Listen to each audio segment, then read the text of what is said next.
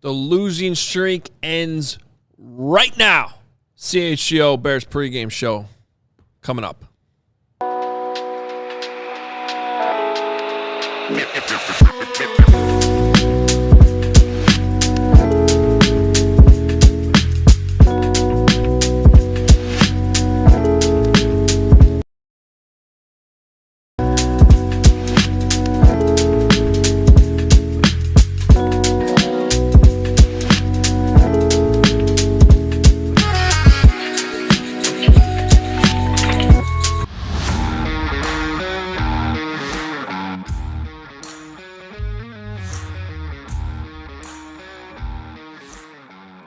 It is another Bears game day on the lakefront. Third home game in a row. Hopefully not the third straight game they lose at home. What's going on, Bears fans? Adam Hoge, Mark Carman, Corey Wootton here with you. CHGO Bears pregame. Just got back from the tailgate. The people are still out there. They're still grinding away. They're still trying to root for this team that breaks their heart every single week. Guys, how we doing? I gotta say, Hoge, I don't want to go at you early here, but your energy to end this losing streak. You're in the losing streak. You're still in it. You have not felt the brilliance that today could be. And by the end of this show in 57 minutes, I want a Hoge optimism level that I haven't seen in probably 4 weeks, 3 weeks. Well, they gotta go out there and do it, right? This is a show me game for them. Looking forward to it. I like what I saw offensively last week. I thought there was a great game plan. You didn't like the game plan? No. I'm just looking at the chat. 5-game losing streak. Here we come. Kyle B. I was literally gonna walk around the tailgate today, like, what way do you think the Bears will lose today's game? Oh, I did do that. I had that conversation with Bears fans, Vikings fans. We can't. What is the way in which they screw up the end of the game? I got the hook and ladder. I mean, can you imagine if they lost on a hook and ladder, or like lost like Illinois lost or won yesterday, like Rutgers lost yesterday? Why is all the luck in this state going to the Fighting Illini? Because of Bielema, man. You don't screw with Brett Bielema. Exactly. Because they got a decent coach over there, but. This week, we have to see the game time decisions from Eberflus. I know, obviously, he's been on the hot seat for a while, but let's tune into the end of the game, these critical situations. And I would say what I was saying before you cut me off, Carm, was Ooh. My bad. And next time you do it, I ain't going to be so nice. But Thomas Brown, what we saw from him last week was a complete change from what we saw from Shane Waldron. He facilitated the rock equally to the playmakers. We saw Cole Kmet get involved, Keenan Allen. DJ Moore looked like himself again. It just seemed like the offense had a new lease on the game and game plan, and it was refreshing. Caleb looked good because that's the biggest thing we were worried about, his development. And I thought last week he took a positive step forward, and especially with his feet. That last drive, got sacked twice, was about to get sacked the third time, scrambled, completed that, led them to what you thought was a game-winning drive. And obviously, we go back in time. We should have ran the ball a little bit more to get to a more comfortable distance. But I thought Caleb, that's what this is about, him improving each week. We hadn't seen much of that. He improved last week, so hopefully they'll take another step in the right direction. Just before we get to what matters most, I would just want to do one question from the tailgate along those lines. Why do you think he has struggled, he being Caleb, with the deep ball to the level that he has? I had a hard time answering it, so I'm curious what y'all think. So why? How would you even answer that question? So say that again. Why is he having trouble with the deep ball? That he's the accuracy on balls 20+ yards down the field just has not been to the standard that you would think that he'll get to someday. I think it's him and the receivers being on the same page, because this year has been a lot of up and down. Right, the Jacksonville game, we kind of thought they figured things out, but I just think the routes and the timing of everything and the rhythm, they just have not been on the same page. You look at some of the best deep ball guys, they're on the same page with the receivers and vice versa. So I think it takes time, but hopefully with Thomas Brown, I think Caleb, what we saw last week was more confidence. We saw more confidence between him and the receivers. There wasn't plays where we're like, they're not on the same page at all. So that was a positive thing. But I think hopefully this week they'll look to improve on that. Yeah, I think it's that word confidence. Honestly, I think, and I'm going to share some of the stuff that Ryan Poles had to say on the radio before, before we came on the air here. But that was one of the things that he thought that Thomas Brown helped with last week. Getting the ball to the playmakers early, getting the ball out of his hands. He said that's foundational stuff. And then you saw the confidence build kind of as the game went along. And then when it came down to the game being on the line, he said, Ryan Poles said, the kid came alive, and that's a championship level trait. So, I do think that's where you'd like to see all these deep balls this season be completed right away. But to me, that's something you got to work up to. You got to you got to build the confidence closer to the line of scrimmage. And then, when those guys are going to come open deep, and you're going to fire that thing with confidence downfield. Right now, it feels like when he's throwing that ball downfield, it's more like hope and prayer. I hope this gets caught, or I hope I put this in the right spot. So like that, there's not that conviction behind those throws right now, in my opinion. And the offensive line, that's been an issue. The protection at times, if you're going 5-step drop, right? That's a big issue right now from what we're seeing. So I think what Thomas Brown is trying to limit those 5 steps, especially with the current situation of the offensive line. But I'm hoping they continue to get the running game going with Swift and Roschon Johnson. It really sets up that play action, which I think is an offensive line's best friend. All right, well, let's get to what matters most today. And I think we're going to be somewhat on the same page here. Carm, I'll let you go first. Yeah, well, what matters most, and I think that it's just a pivot that I am personally making right now, as much as I will sit here and tell you that the math says the season is still alive, which of course it is. But what matters most today and next week and the rest of the weeks this season is the quarterback. And today's super interesting. You're going up against a defense that is great against the run, allows a lot of yards through the air, but doesn't allow a ton of points. What's being laughed at? Not you, don't worry. It was a comment on there. Said I wish Brendan Henderson's comment. I wish my wife held me like Wootton holds that pillow. That's adorable. It's just a comfort thing. Sorry. We all need our binky, and especially when we watch the Bears play football. And when I left my house this morning, some people have shashis. Shashis.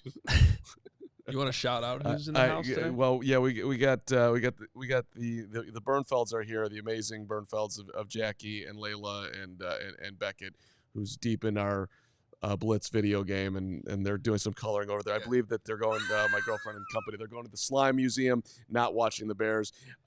See, that's a smart decision. This is what I was just about to say when I left my house this morning. The last person I talked to was my 10-year-old son, James, and I said, James, I'm going to work. Make sure you root hard for the Bears today. I hope they don't break your heart again.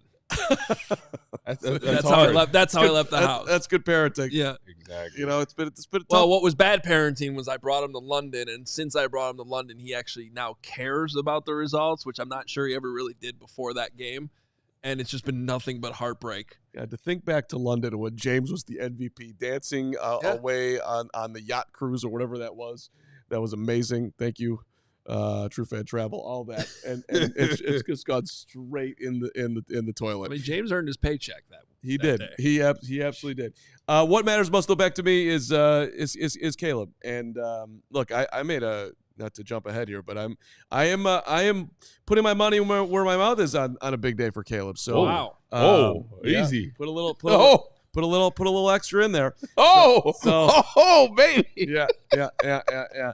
And the Caleb thing, it branches over to Thomas Brown and the offense being able. You started there. We were talking about it this morning, so we'll see if this thing can carry over week to week. And I'll piggyback off you. It comes down to Thomas Brown and the offensive play calling, because you hit the nail on the head with Caleb Williams and him continuing to improve and develop.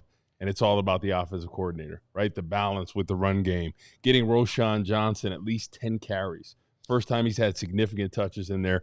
The mix and match between him and Swift. Swift really got alive and then opened up things in the passing game. So I think Thomas Brown continuing to develop these plays, to have balance in this offense, and keep that defense off balance. Yeah, I think so. We're all on the same page here for the most part with the offense. Caleb, Thomas Brown.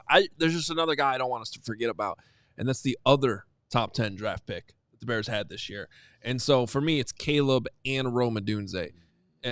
Keeping that connection going, I think Thomas Brown is a big part of that too. I think Rome is quietly having a good rookie season. They're just not using him enough, or they haven't been able to, kind of turn that into a more consistent dynamic duo, which it should be. But you did see at the end of the game last week, Rome make some big plays. Obviously, the trust throw along the right sideline, that back shoulder, and such a big moment on fourth down. Like those are moments that matter. And so keep building on that, because let's not forget Rome Odunze also a huge part of the future of this team. And when you talk about Rome, it seems like Caleb and Rome have a different connection than any other receivers, right? They were both drafted at the same time. They probably worked out a lot together.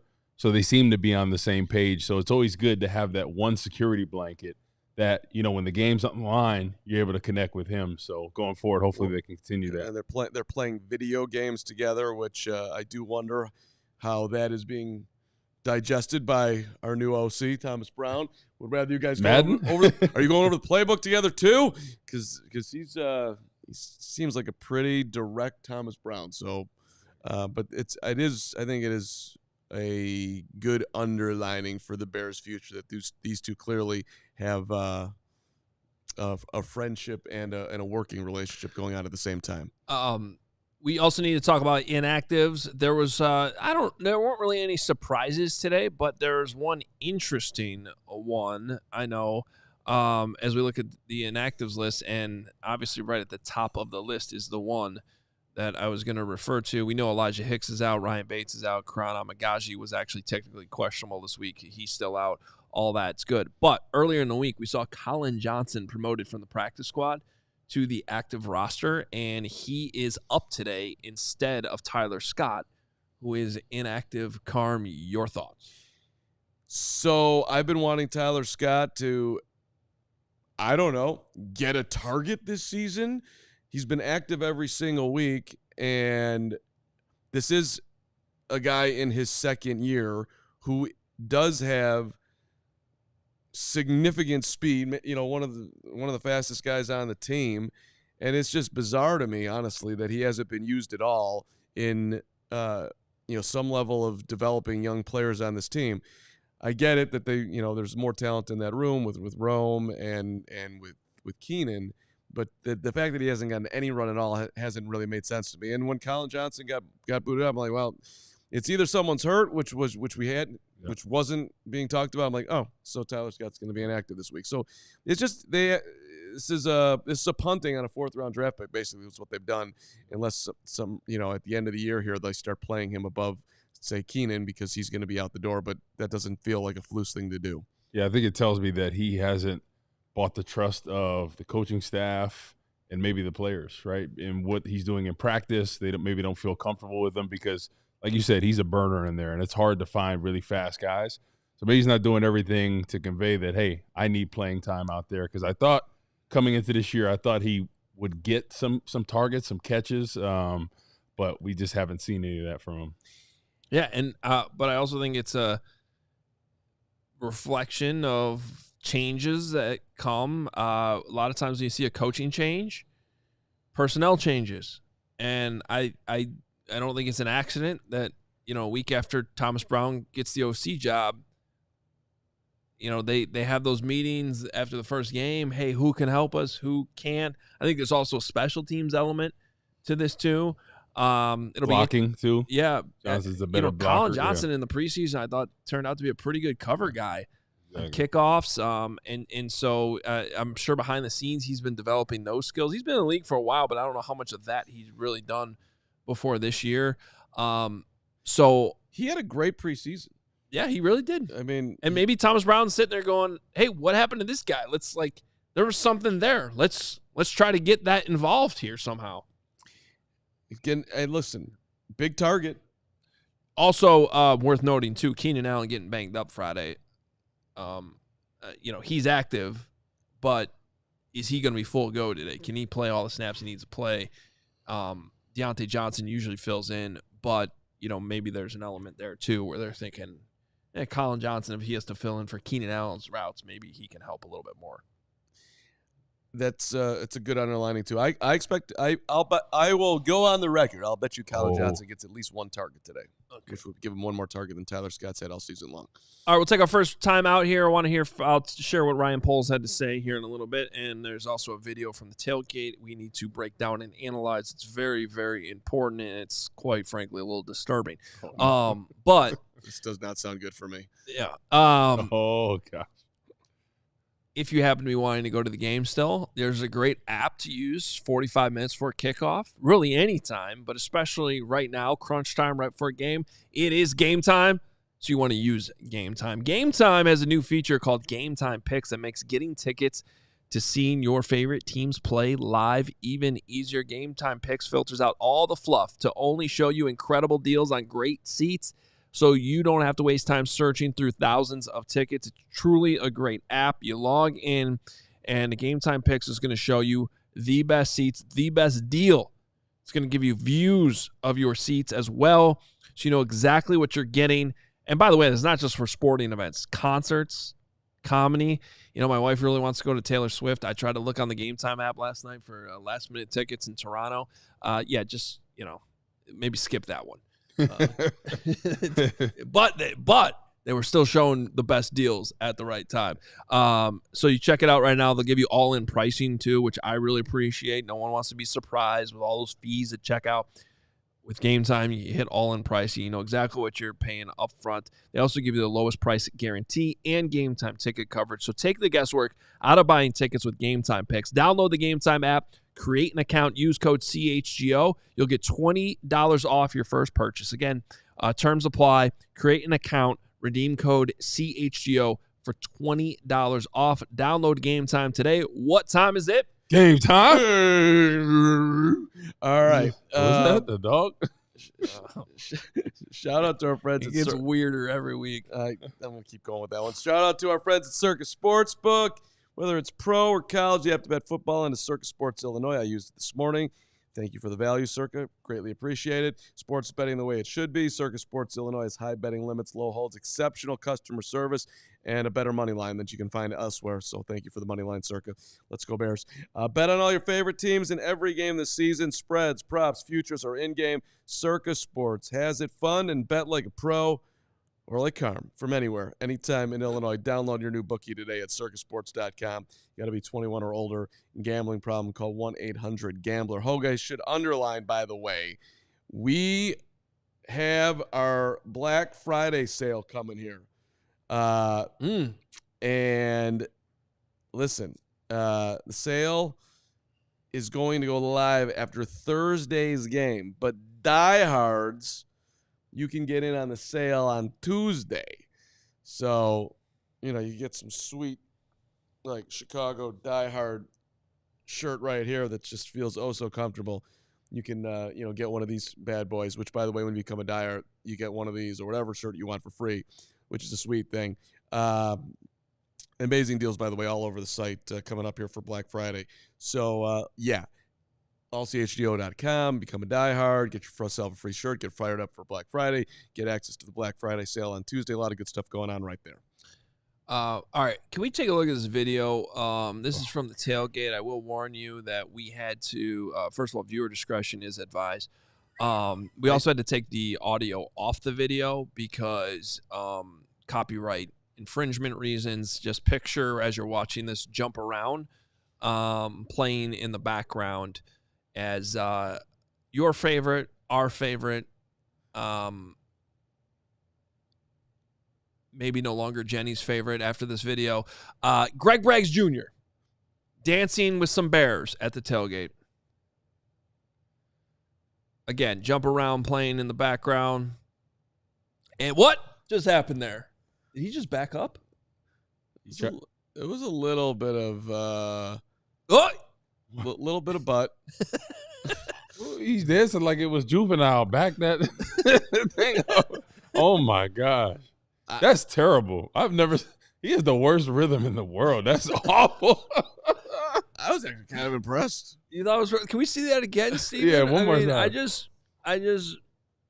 Oh, this was really. This is pretty early. It's a decent hand movement. Decent hand movement.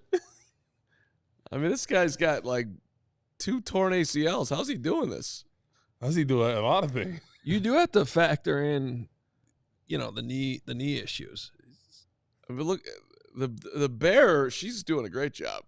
I gotta give him a hard time about that later. You see, since he's changed from being a bricklayer to a full-time media guy, he's changed. Yeah. Hands are soft. He even changed his name. He was going by Brad this week. He's trying to back that thing up. He's trying to have special cocky parties with Carm.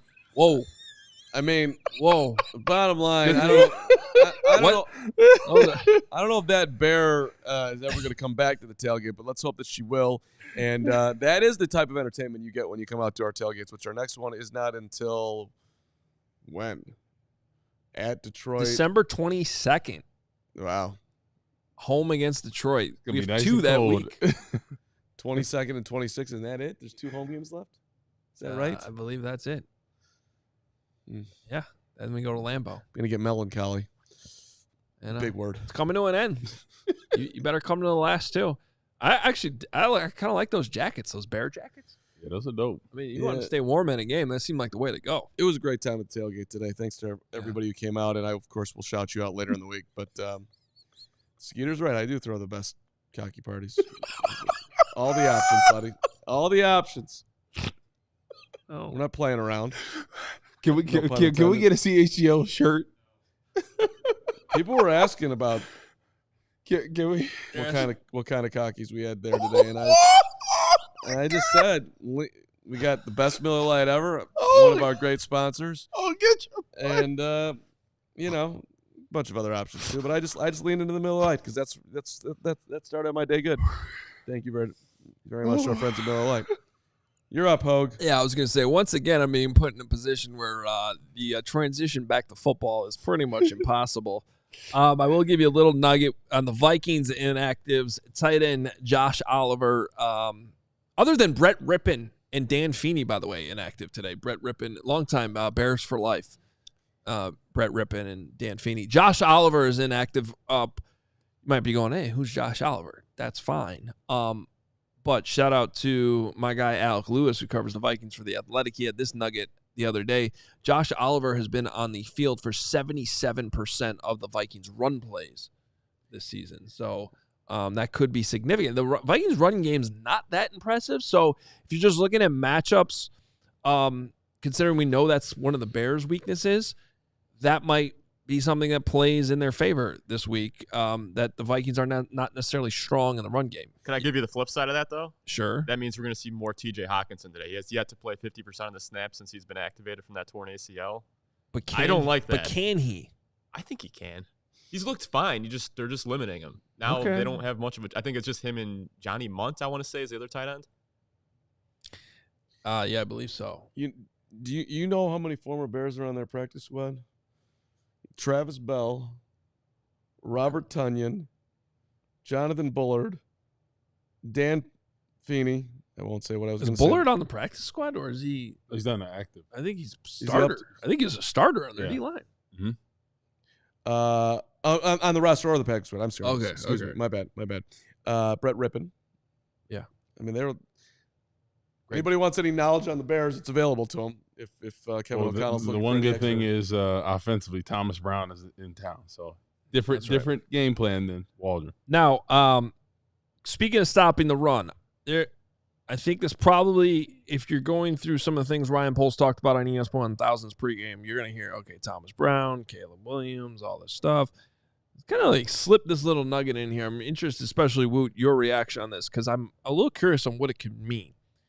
So Poles mentioned that Coach Travis Smith, who coaches the defensive line, and Coach Eric Washington, the defense coordinator, this week have been working on, quote, a reset with the defensive line, and that he was looking forward to seeing what type of corrections are made this week. Now, this D-line has not been doing much lately. Montez Sweat's been hurt. They're really not getting after the quarterback a whole lot. What could that mean, reset with the D-line? I think changing potential guys, changing the rotation. Because when you look at them the past couple of weeks, they really have not generated pressure from the front four at all. They've struggled with that.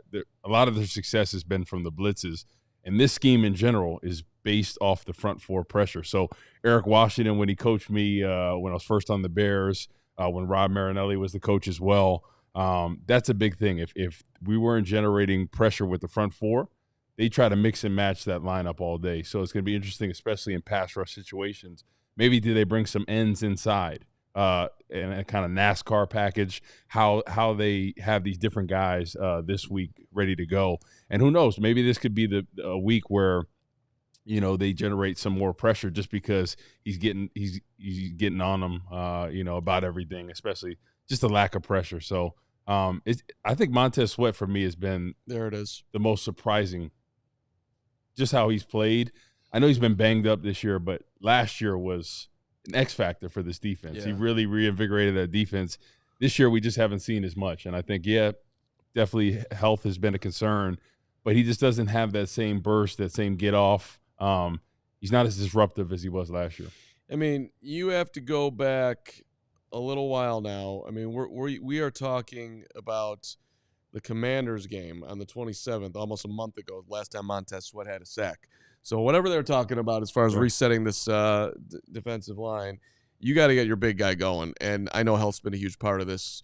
So hopefully Tez is in a better spot today than he was. But, when you talk about the D-line, I start looking at the Texans. I start looking at Danielle Hunter. I start looking at him wrecking offenses. I start looking at a guy who was a free agent who the Bears could have been in on and would have made a whole lot of sense.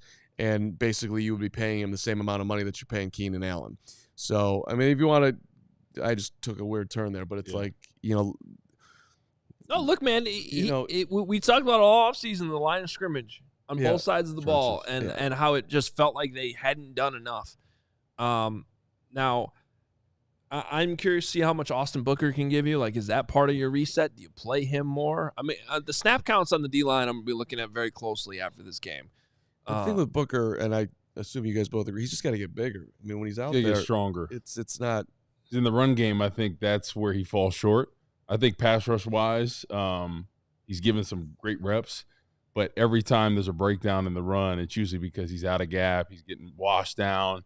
So I think this offseason is huge for him to just really – it's a different game. When you're in college, you're going against glorified receivers at tight end and some of these guys that are tackles that aren't playing on Sunday, so you can get away with some things. These are grown men in the NFL. So I think for him going forward, I think he's going to be a good player in this league. He just needs to get stronger, kind of similar to what Braxton Jones did from his first year to his second year. All right, some other nuggets from Ryan Poles. Again, talking about Thomas Brown. A lot of the same things we've heard, but he said you feel Thomas. He's very direct. There's no gray with what he's putting out there. There's confidence with that type of leadership. I thought it was an interesting question about the NFC North because remember, this is the same guy that came in and said, we're going to take the North and never give it back. Here they are still in last place. Can I be unfair for just 1 second? I keep going. Tell me. Well, you can do that. Yeah, he said that's still part of our philosophy here to take the North. You got to dominate your division first. And then he referenced how they got better with their division late last year. Like they went 2-4 against the NFC North last year. We were competitive. Like what? There's a silver lining. We didn't win, but we played them tough. Like I know when you're losing, there's very few things you could say that don't come off. Like, it's really hard not to trap yourself into something that sounds not realistic or whatever. But that one, I had to scratch my head. I'm like, wait a minute. Did I miss something? No, they lost twice to the Packers. Yeah. They split with the Lions and the Vikings. So they went 2-4. Great. Improvement. So, were they 0-6 against North the first year? So I guess technically. Look, it's a pregame show. I want to be optimistic today, but the whole take the North and never give it back thing, that has just not aged well. And I got to be honest, going back, I wish I would have said at the time, take the North and never give it back? That doesn't happen.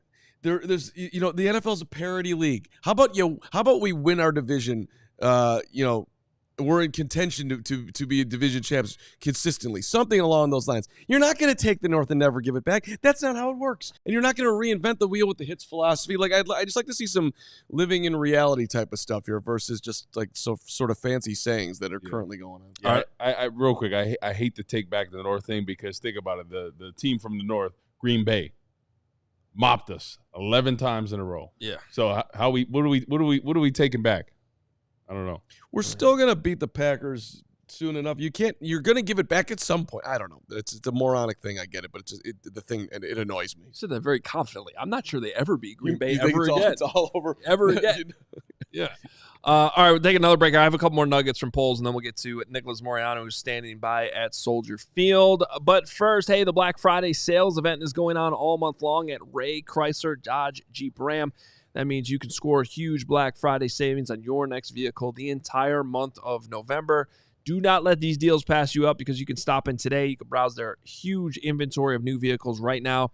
Shop savings like 0% financing on all new 2024 Jeep models. That's huge. Or you can shop over 125 vehicles priced under $20,000. Let the amazing team at Ray CDJR help you during each step of your car shopping journey. They have what they call Ray's Price Promise, which means the numbers you're hearing now from my voice to your ears are the same prices you can expect to shop in-store and online. They do not change anything ever. No add-ons, no hidden fees. That is the Ray's Price Promise. So if you're in the market for a new vehicle, check them out. Ray Chrysler Dodge Jeep Ram. They are the only team we recommend here at CHGO. Visit them today on Route 12 in Fox Lake.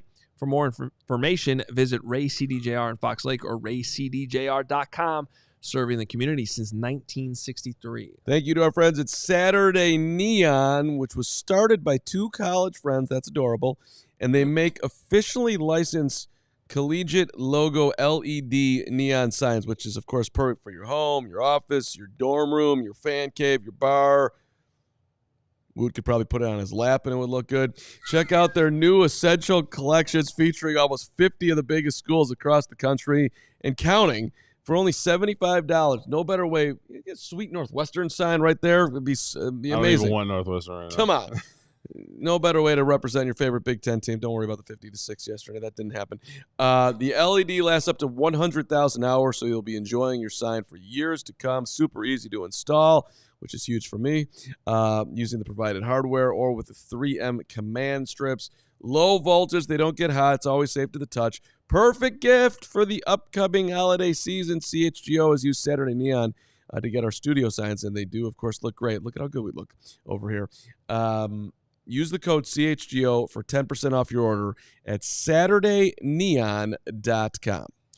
Nick, hold tight for just 1 second. Just want to share a few more things here. By the way, a few things I'm seeing on Twitter. Frank Thomas is in the house at Soldier Field today. Larry Mayer tweeting out a picture. He's wearing a number 35 Bears jersey, which is also the Chicago Blackhawks are in the house. So another team that likes to blow late leads in games. So that's great. Wow. And that's season ticket holder Anger Hoge right there. That's hey man, when you go back to back Hawks blowing a third period lead, and then you watch the Wisconsin Badgers play football right after that, and then I believe it or not, I dabble in some Badger volleyball from time to time, and they just get swept by Nebraska too. It was a rough Saturday. Yeah, a lot of angry Hoge coming out. Tyson Bagent walking around the field barefoot pregame. You want to get connected. Is he to like the ground. that guy Matt Collins from Buffalo? Yeah, look, he's just chilling. Shorts, t-shirt, barefoot. Shout out to Ashley Reason, who's a great photographer for the Chicago Sun-Times, who put that out on Twitter earlier. And by the way, I just wanted two more nuggets here from Ryan Poles in the pregame chat with Jeff Joniak. Jonathan Owens getting the start today. We knew that. He's just said he played a lot in Green Bay. He's been waiting for his opportunity. Adrian Colbert back in the room. Carm, you'll like this. That was Poles' guy. We saw him get emotional on Hard Knocks. Apparently, Adrian Colbert stood up, said some words in the team meeting this week, and the whole room lit up. So Adrian awesome. Colbert going to turn around the season. Bears going undefeated the rest of the way. That would be great. If Adrian Colbert leads the way, look, we need something. Might as well be Colbert. Well, then I was just going to say, why'd you cut him in the first place? Why'd you hire Shane Waldron? Why'd he do a lot of things over Thomas Brown? When they were all you needed the whole time was Adrian Colbert, Thomas Brown, and Nicholas Moriano. That's all you need. Do you think there's a 1% chance they bring back Eddie Jackson? Back to you, Nick. What'd you say? Oh, it's John Greenberg. I was going to say, John Greenberg just... John Greenberg loves our programming. He loves our programming. He loves the program. He loves our programming. Yeah. Everybody does. Everybody does. Come on now. I just saw you tweet out the offensive line. Why don't you share it with the masses? Yeah, the masses. Here is the starting offensive line for today's game. We'll see how long it lasts. But you have left tackle Braxton Jones, left Tevin Jenkins, center Coleman Shelton, right guard Matt Pryor, and then your right tackle Darnell Wright. It always looks somewhat decent in the beginning and pregame before any football is actually being played, you guys. But at some point in this game, one of those guys goes down, and then you're shuffling to see who's going to replace whoever on this offensive line. But against this defense, you definitely want to have that starting unit as long as possible. Yeah, that's a loaf by me. I meant to look this up before pregame because I thought about this on Friday. Have the Bears finished a game with the same starting five that they started with? I don't. Maybe the first week. I can't remember. And wasn't that also the week where Ryan Bates and Nate Davis were like swapping out too, if I'm not mistaken? So maybe your best opportunity is like week 2. Honestly, it's a great thing to go back and look up to see if that's actually ever happened. This would be a great week. And actually, Herb Howard to my left said bold prediction: the starting five they make it through the whole game. Whoa, that is a bold prediction. I like it though. Carm, back to you. Yeah, well, no, it's a good job by Herb, who had an amazing Friday out at practice, which we should talk about on Monday when Herb's in here tomorrow. Nick, just what's your assessment of what's going to happen at safety today behind Jonathan Owens if he needs to? I mean, do you think Colbert will play? How are we looking at this? Well, I mean, I guess if you're looking at like the depth there, yeah, getting a guy that's similar to the system, but you hope that a guy like Jonathan Owens can, stay in the game for this, the Bears secondary there, especially against a very potent Vikings passing attack. But I was talking to some of our fans at the tailgate. They like Jonathan Owens and what he can do from the physicality standpoint. So if you're looking not to exactly replace Jaquan Brisker, you can't do that with how he plays the game, but Jonathan Owens will throw his body around, and of course Simone Biles is here, and I think that if Owens gets some opportunities to lay some big hits, he'll take them. So Nick, on the defensive side of the ball, we're going against Justin Jefferson, who's arguably the best receiver in the league. This week, the locker room or kind of any of the interviews you've done, have they talked about their game plan for stopping a guy like him? Yeah, well, I think when I was talking to Kyler Gordon on Friday, Mark and I were there to interview him. It was basically just being sound in your assignments. And again, they are missing, when they're starting safeties and Jonathan Owens is there, but you have to just stay and do what you're being asked to do in this defense, especially when you play a guy like Justin Jefferson. You're gonna have some of your coverages tilt towards that side of the field, and with how the Bears play their corners, Jalen Johnson's always going to play the field side. So you're the back end, and Justin Jefferson's on your side for Tyreek Stevenson, Terrell Smith. You just got to be ready for everything. And, last week against the Tennessee Titans for the Minnesota Vikings, Jordan Addison caught a deep 40-yard touchdown. So it's not just Justin Jefferson you got to worry about. Use him as a decoy and get some of those other pass catchers involved. But it's going to be a real test, especially, guys, if that pass rush doesn't get there. And I saw Ryan Poles' comments earlier on ESPN 1000 talking to Eric Washington and Travis Smith working in the defensive line and trying to reset it. Like I asked Eberflus 2 questions throughout the week about this defensive line and what they need to do. And on Monday, after watching the tape against Green Bay, Eberflus said that they need to be a more better coordinator pass rush. Said it was something they're going to look at this week and just need better results. So I'm curious to see what this defensive line looks like against Minnesota Vikings offensive line gave up 2 sacks against Tennessee last week, only 1 against Jacksonville, but 4 against Indianapolis. So I think there's opportunities, but we just need to see that better coordinated pass rush that Matt Eberflus was talking about earlier in the week. Week 2 against the Houston Texans, Braxton Jones, 100% of the snaps. Coleman Shelton, 100% of the snaps. Darnell Wright, 100% of the snaps. Tevin Jenkins, 100% of the snaps. And Mark Carman's guy, Nate Davis, 100% of the snaps. Week 2, it was accomplished with the 5 That was also the starters. game that Caleb Williams damn near died too against the Houston Texans. So he got beat up that game. But hey, it would be a good line to stay healthy this week against a very blitz heavy Vikings defense. Nick, I'm looking through your Twitter here, and apparently there was a little field goal kicking note that something different before the game. Yeah, and I was watching, obviously, what they do pregame, and right before the huddle, they lined up to kick a field goal, a very short, almost like extra point distance wise. And it just seemed different to me. I'm like, I don't know if I recall the Bears really ever doing that before huddling up and going into the locker room. So it kind of stood out. And, with how last week ended, it would make sense that they'd be trying to do just any extra reps that they can before the game actually is played, and there are those field goal opportunities. I also made note that Cairo was kicking from the 36-yard line, kicking into the north end zone, so opposite of where the field goal was blocked. 53 yards left of the field goal, and then the 51-yarder that he attempted, doinked. So hopefully that's not foreshadowing what may happen, but that's what happened in pre-games. Nick, when you saw the field goal unit, did you happen to notice if Matt Pryor was still at guard? Oh God, I didn't, Adam. It was too quick.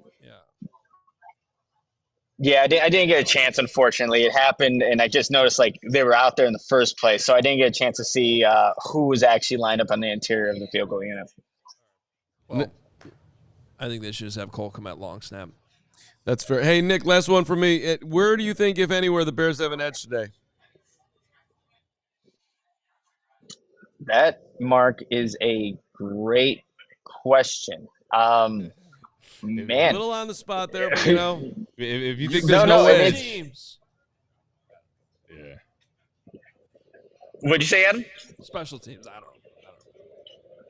Yeah, no, I mean, when you look at it, you can't give them the edge in rush defense. And even though Minnesota's rushing attack has been really spotty, there's not a lot of advantages. Let's just say that. But the one thing I do like going into this matchup, it's weird. I feel more worried about this Bears defense going up against the Minnesota Vikings offense than I do about the Bears offense and Thomas Brown going up against the Vikings. It's a weird feeling, even though it's one game sample size from Thomas Brown, but I think he will have a good plan in place. It's really that pass rush that they can get to Sam Darnold that I'm really curious and worried about.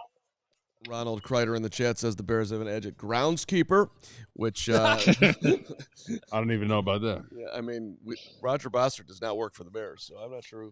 It's always been a struggle over the history of Soldier Field and the playing surface. Yeah, but maybe it's better nowadays. So there you go.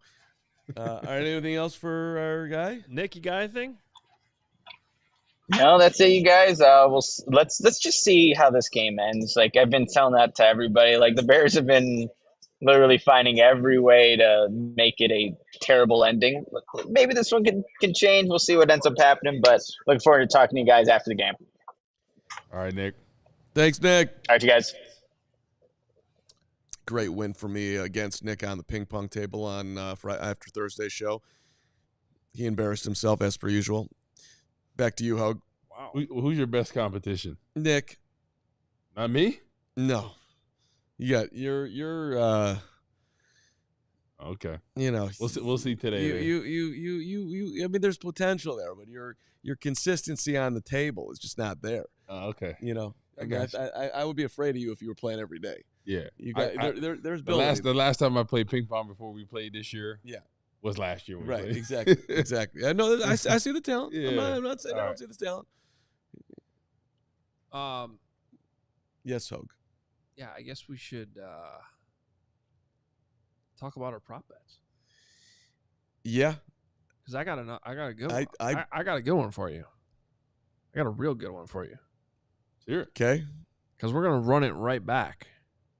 Oh, we are gonna run it right back. With Roschon Johnson going over 25 rushing yards. I like that. Because 10 touches last week. It worked last week. And let me just double check. I know it's plus 175 right now. Plus 175. just to get over 25. 25 plus. Went with it last week. Free money. Hit it. And you can do it again today. I'm surprised that's actually that's stunning. Well, I mean, the Vikings are very good defensively, obviously best in the NFL, so that's probably plays into it. But you would think with the groin injury to DeAndre Swift, even though he was full go on Friday, that Roschon would get more carries. He had the most that he's had all year with 10 last week. I would think that number is going to go up. I like that play. I mean, I was tempted. I don't have it in front of me now, but the next one was like 40 plus, and it was like really good odds. It was tempting to go that high, but I just decided to take my free money. So there you go. Yeah. I went a little nuts today. I bet the Bears money line plus 160. Thank you very much to CIRCA. I took Caleb because I really felt like gambling today. I took Caleb 275 yards plus at 6-1.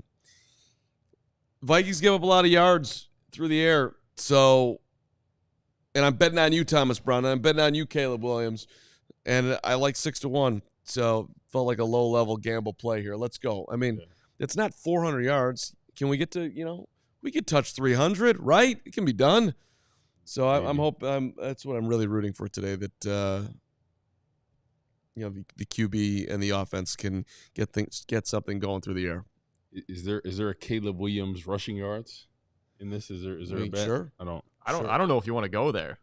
Vikings have only given up 62 rush yards this season to opposing QBs, fewest in the NFL. Look at Steven busting out a six. Yeah, maybe not. I was doing some gambling on CIRCA last night. I was thinking maybe some of the scrambles, but their pressure is a different level. Man, it's Caleb Williams to go over 25 is minus 110. I can see that. I'm not doing it. You're not doing it. Okay. By the way, Roschon to go over 25 is now up to plus 160. Okay. So obviously they disagree with me. They heard what I said here on the show, and they're like, screw you, we're going to go the opposite direction. How about DJ Moore this week? Yeah. He had 7 catches on 7 targets last week. Thomas Brown clearly tried getting him involved.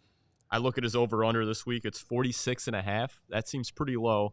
You could ladder that up to 70-plus receiving yards, get plus 230 on that. I'm taking it. It could be a lot of single coverage because all the blitzes, so throw it up 50-50 ball. 35 sacks for the Vikings. Oh, yeah. led by my guy, Van Ginkel. I was just about to talk about Van Ginkel. First of all, you don't get to claim Van Ginkel. You're going to Van Ginkel? Yeah, he's a Badger. He's one of my favorite players in the league. All he does is find the football. He's such a Van Ginkel. He did this at Wisconsin. He did it in the Big Ten championship game against Ohio State. He finds the football. He is a real problem. He is going to actually probably make a huge play in this game today that hurts the Bears. Whatever, Van Ginkel. So he's the guys with the long hair. Who's the guy from Detroit? Oh, yeah. Anzalone. Anzalone. Yeah.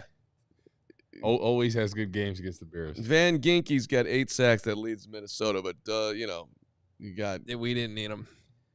Well, and then. He's a linebacker. This defense from Minnesota is a linebacker's like best friend. You get the blitz 70-80% of the time. Jonathan Grenard, Patrick Jones, they both 7 each. Sevens. So. Yeah, like on the other side of the Thomas Brown, how is he going to game plan for what they're doing? Screens, the draws, right? Getting the ball, having a plan for that. This is a good audition for him because I think this is a tough defense to play. I mean, Caleb talked about it. He said he called Brian Flores the king of the cover 0 blitz. Oh yeah. So it's like when you're playing Madden, you're gonna blitz him every time. That's how he runs his defense, and it gives opposing offenses fits.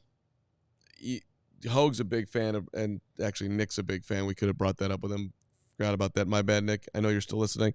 But Nick underlined it that they do with Brown. They did more motions to help, identify what was going on, make it a little simpler for Caleb. Which the Vikings had trouble with against the Rams earlier this season. All right, speaking of that, let's get to our predictions. I feel like this is as split as we've maybe been all season. Carman obviously did not read my newsletter that came out Friday because he challenged me to be optimistic. And our pregame predictions, as always, are presented by Ray Auto Group. Love you, Ray. We'll see you out there. Ray. We'll be at Ray Auto on Wednesday. We are. Ray. Big Ray. Come on out to Ray Auto on Wednesday. Let's go. It's going to be a fun time. I have the Bears winning 20-16. Hey. So Carm's got him winning by 10. that's right. Let's go. I'm the most optimistic person on this show. Woot's got him losing by 8 for those listening in the audio world, which is not happening because this is just a pregame show, so never mind about that. One day you'll understand the pregame. I got it. I had to walk through it. I don't know what happened to me on Friday. But I just it's got to end. It's got to end. I can't. You know what's funny? That's part of my logic. This is a gut pick by me because and I think I was influenced by what happened Thursday night in that Browns Steelers game. Eventually it's the NFL, and I don't think there's as much separation between these two teams as the records indicate. I really don't. I think on paper that there's and by the way, Caleb Williams is way better than Sam Darnold. I don't want to hear about Sam Darnold. Okay, Sam Darnold is going to turn the ball over multiple times today. I guarantee it. All right, and maybe Caleb will too. He hasn't thrown an interception in a long time. Maybe that's coming. That's fine. But I just refuse to believe that there's this much separation. By the way, Carm is the Minnesota Vikings of picking games. He's also 8-2, but nobody really believes in his ability to pick these games. So that's the one thing that's kind of working against him in his optimism. That's a good line by you. Not bad. What did Ziploc colostomy bag? What did he say? Wait, what? Ziploc colostomy bag. He's got the Vikings winning 28-zip. That's one of our better. I hope not. It's a good underline by Ziploc. It's a good. DVS has got the Vikings 35-3. Hey, you're here, DVS 71. You somewhere in you believe it's possible. Don't even play the game of zero optimism.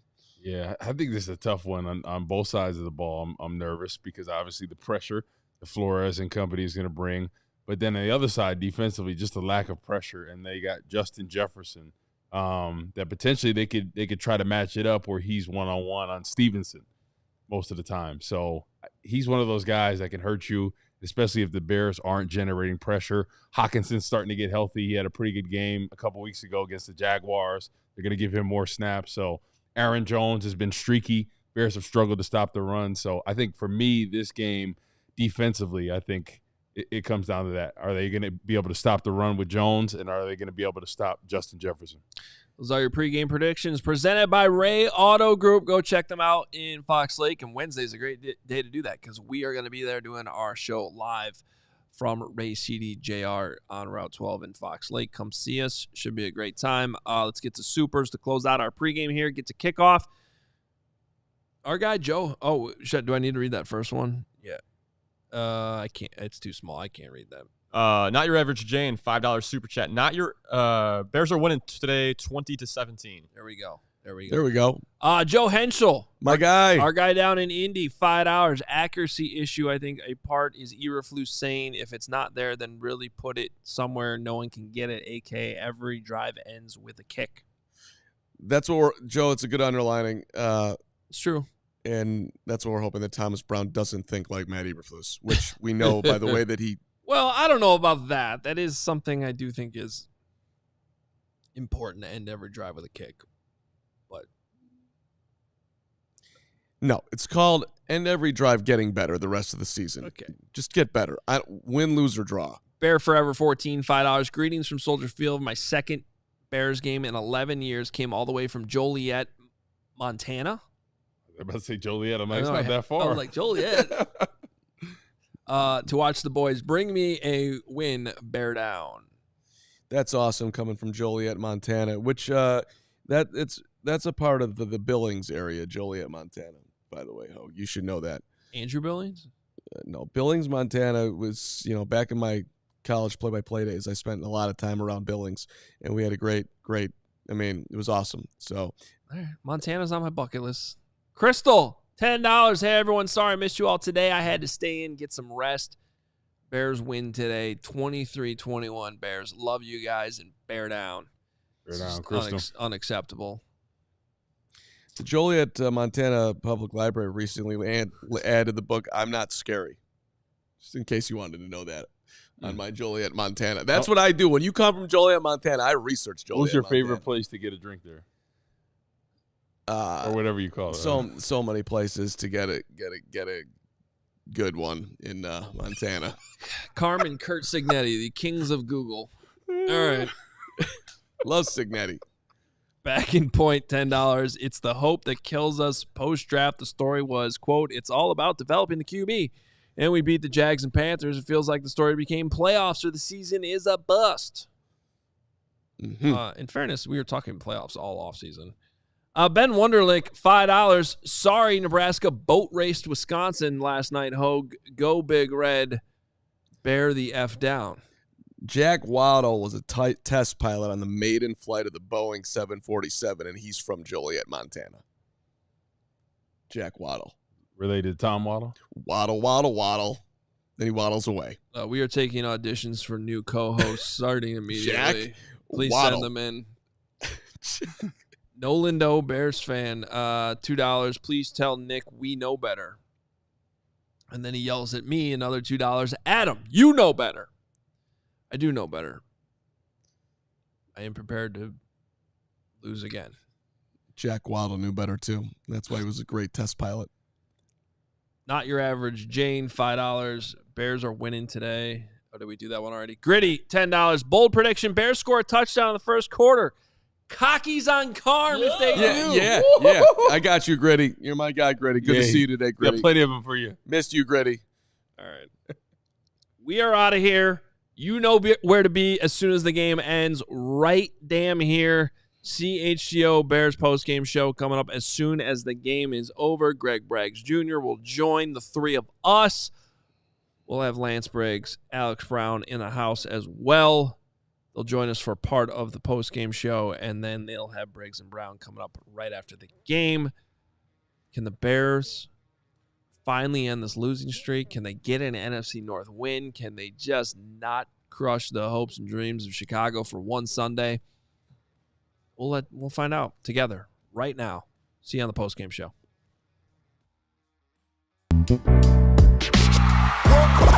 We all silly like the mayor.